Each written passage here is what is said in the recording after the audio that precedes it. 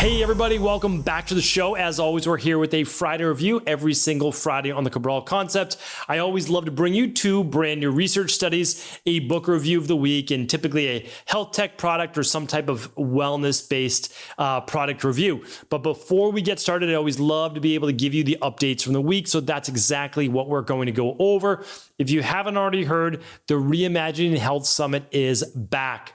So in 2024, we will be coming to Orlando, Florida, sunny Orlando, Florida in the fall. So 1 week before Halloween, October 24th and 25th. It'll be a Thursday and Friday event. Come on in Wednesday afternoon or so, Wednesday morning. We'll have a little welcome party, and it's going to be an amazing event, just as it has been for the past 2 years. So we welcome anyone who's interested in health and wellness and healthy biohacking, high performance health. We'll have over 30 different experiential vendors there, meaning we'll have cold plunges and infrared saunas, and we'll have Vemi beds and red lights and all the different devices you would love to be able to try out for yourself. All of those will be there for you to be able to experience, to try out, to enjoy. We'll have 16 different talks. So world-renowned speakers will be there, experts in everything from meditation, somatic movements,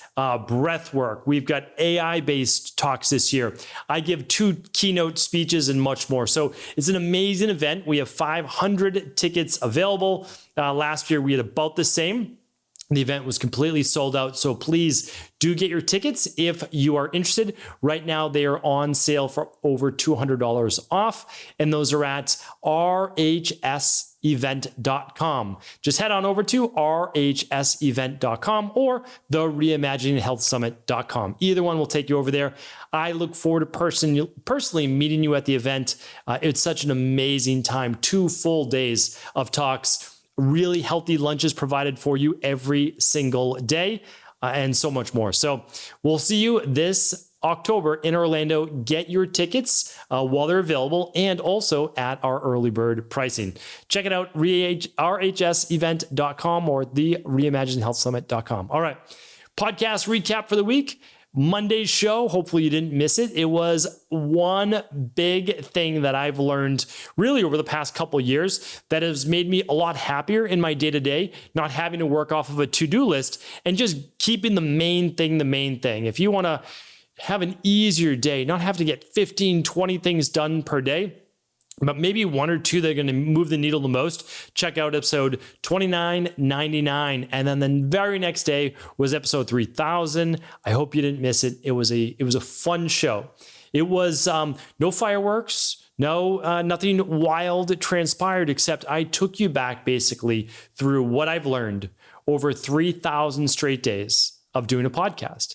And I referenced one book. I always believe that things will come to you when you need them. You know, when you are ready, right? As the student is ready, the teacher will appear.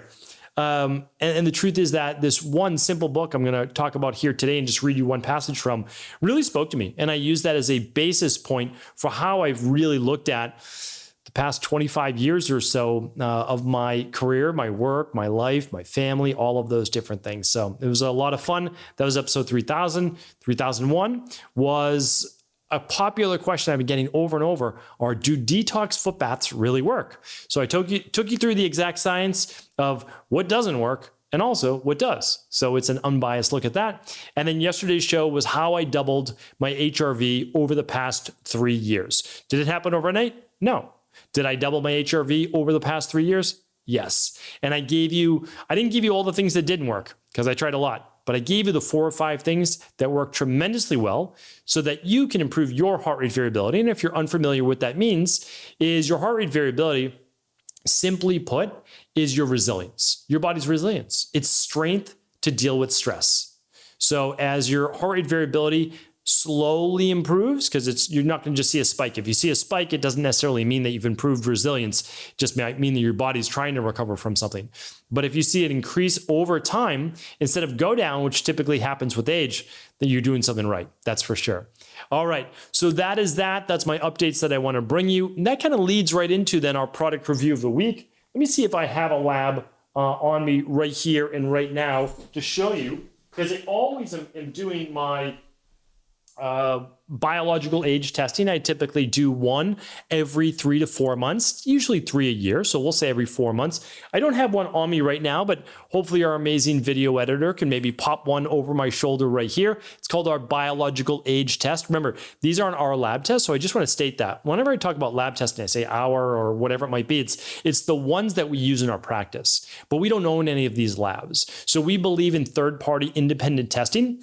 And so what I get to do though, as a doctor of naturopathy, and someone who teaches as well, many other practitioners, I just choose best in class. So when people say, why do you do saliva-based hormone testing? It's best in class. Like that is the best way to find free hormone.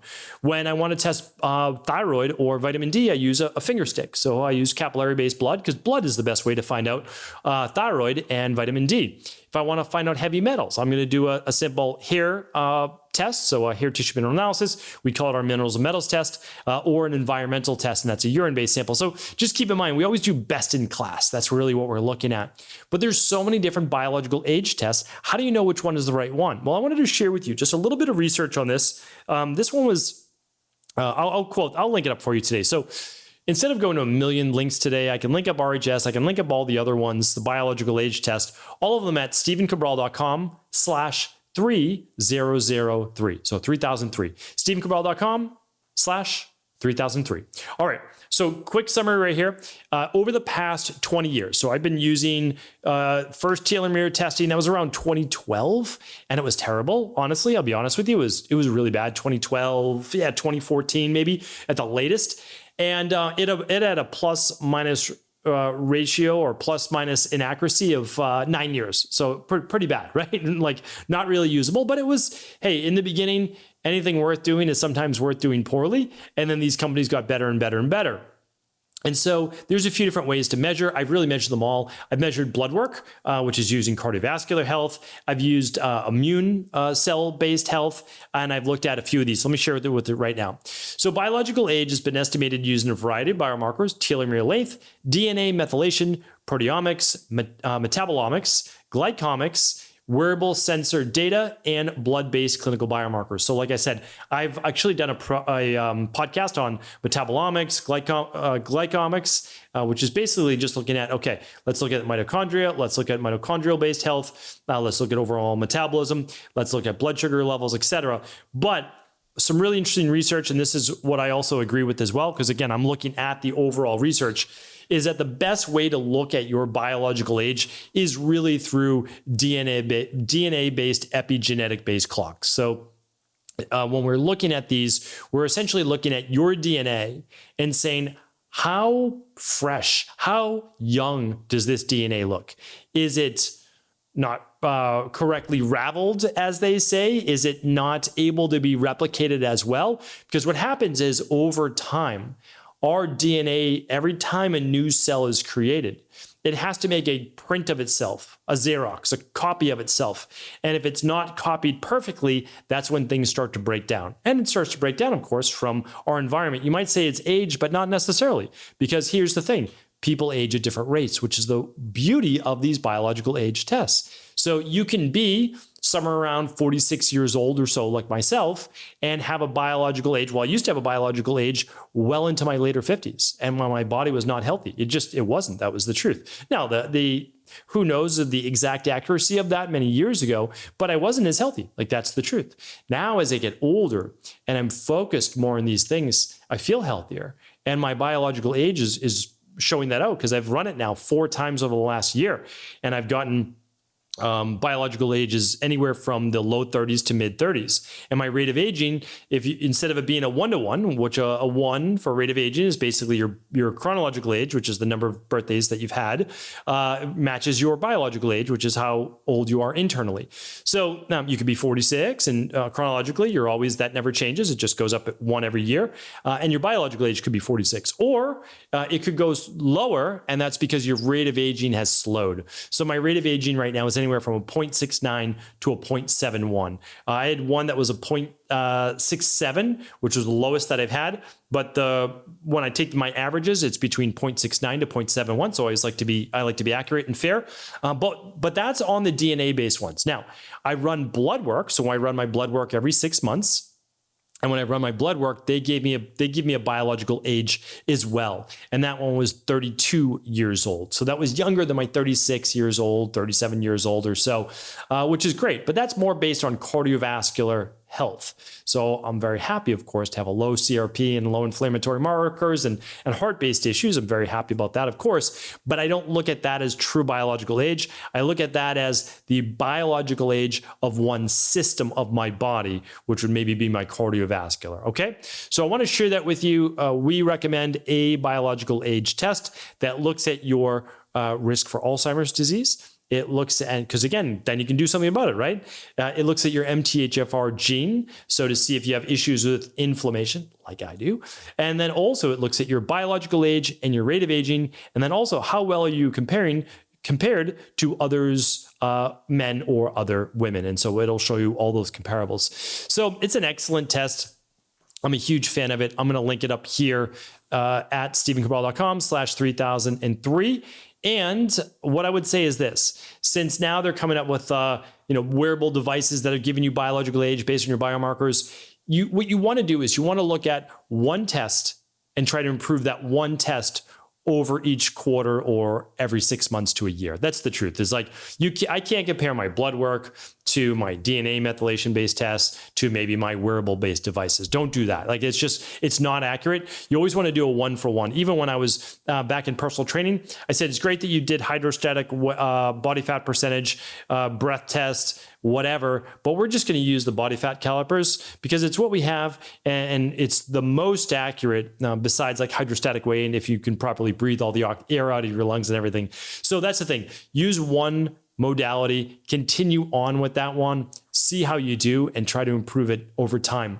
Also, this test is completely free over at highperformancehealth.org for anyone that signs up for High Performance Health, which is literally how to reverse your biological age and hopefully live a longer, healthier life by 20 years or more. All right. Let's get to now our book review of the week. I've been waiting to share this one with you. I pulled out one passage for you, which was different from episode 3000.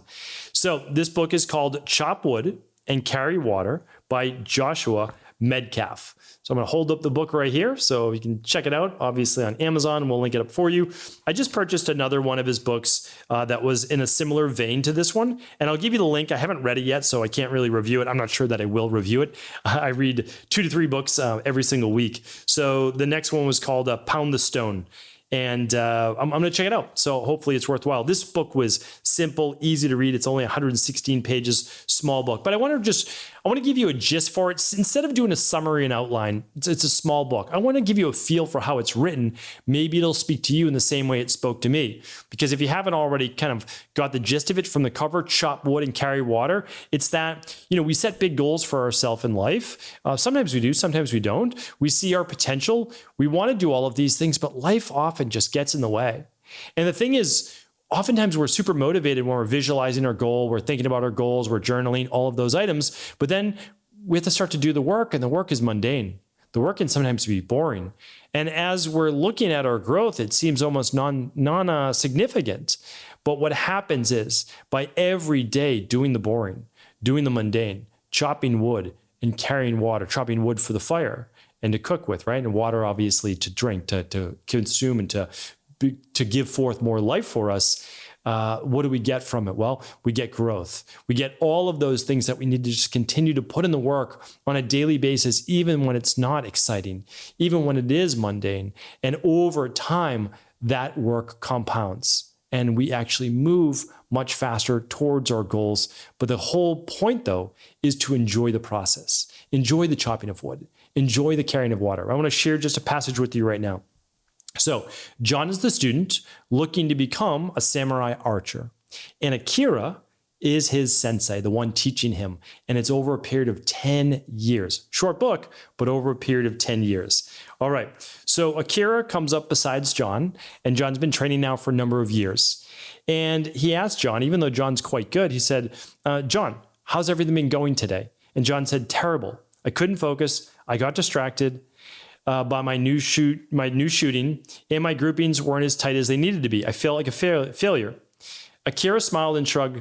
I didn't ask you how you shot, John, but since you brought it up, what did you do well in your training? John paused, thrown off. He struggled to think of a single positive takeaway from today's shooting. Nothing. I did nothing well, he said, discouraged. I have a very hard time believing that, John, said Akira. Why do you think it's so hard for you to think of what you did well? John shrugged. I guess I don't think about it because I don't want to get a big head. Let me tell you something, John. I do. John looked at his sensei in surprised confusion. As Akira continued, it's much easier for your brain to focus on the negatives, even if they are actually totally outweighed by the positives. Many people's confidence suffers because they are more concerned with appearing to be humble, so they have been conditioned to tell really negative stories about themselves and their performance.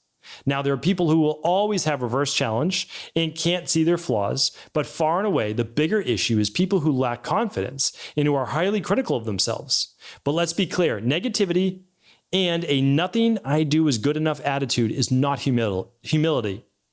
A much smarter man than I said, humility is not thinking less of yourself, but thinking of yourself less. Let me tell you a couple secrets for how to manage our marvelous brains and how they actually work, John. Your memories are not created through your experiences. Rather, they are created through the stories you tell yourself and about those experiences. So if you leave a practice or a match and tell everyone how poorly you played, and you focus on all your mistakes, that is what your brain remembers. Most people undermine all the hard work they are putting in by telling really negative stories and blocking out all the growth that is happening. Akira smiled. I'm going to keep it at that, but it gives you this gist of how the sensei is there to help the student to reframe their mind. And that's really what it's all about. John is there willing to put in the work. He's willing to sacrifice. He's willing to do the things that he needs to do to get ahead. But he gets down on himself really often, like we all do. So this is a book just essentially going through those 10 years of reframing how to look at everyday work to be able to achieve all of your hopes, all of your dreams, and everything that you've set for yourself in life. So a really nice book. It'll be the last time I probably chat about it, but this is it. Chop wood, carry water. It's my pick so far for 2024.